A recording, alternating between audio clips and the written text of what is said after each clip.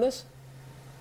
You know, I can't confirm that, but I can talk a little bit about Gary if you want. I know Gary forever. I worked at Goldman from 1989 to 1996, and Gary's a personal friend of mine, and he's a brilliant guy and just an incredibly gregarious person as well. So he knows economic policy, knows tax policy, and one hidden gem about Gary is that he's got such a great expertise in the commodities markets. He originally came up through a group called J. Aron, which was acquired by Goldman Sachs back in the early 80s. So I can't confirm if he's the pick, but I got to tell you, he's one incredible person, and it's just another person that Mr. Trump has seen here at Trump Tower that is at the top of his game. Anthony, let me ask you about what Randi Weingarten said, in talking specifically about Donald Trump's pick for labor secretary. I mean, she slammed Puzder's, saying he's anti-labor and he's anti-fighting for the little guy that Donald Trump promised he would fight for. You respond. Yeah, so obviously that's not true. And what I would say to Randi and other people is that actions speak louder than words.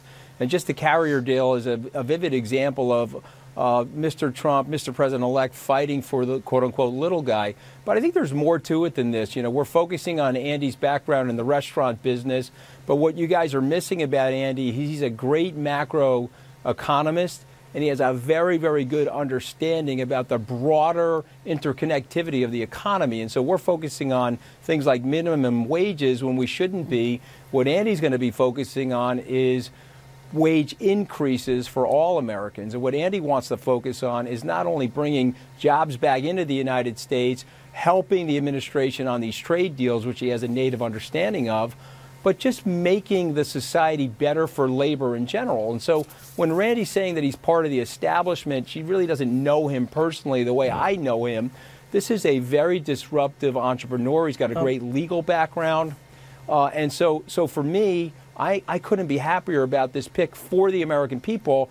And you guys may not know this about me. I grew up in a working class family, and so I identify with these people that are struggling, and I know Andy's going to bring a lot of help to them.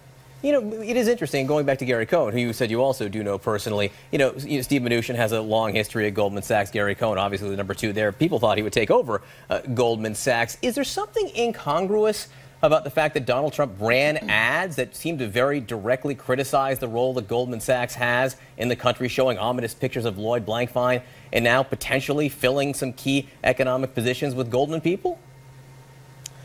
Well, listen, I think that the cabal against the bankers is over. And I think what Mr. Trump is really trying to do right now is put the country together. You know, we've had a rough campaign, as the president-elect has said, but he has said most graciously in his speech, and you can see it in his actions in terms of his outreach to so many different people.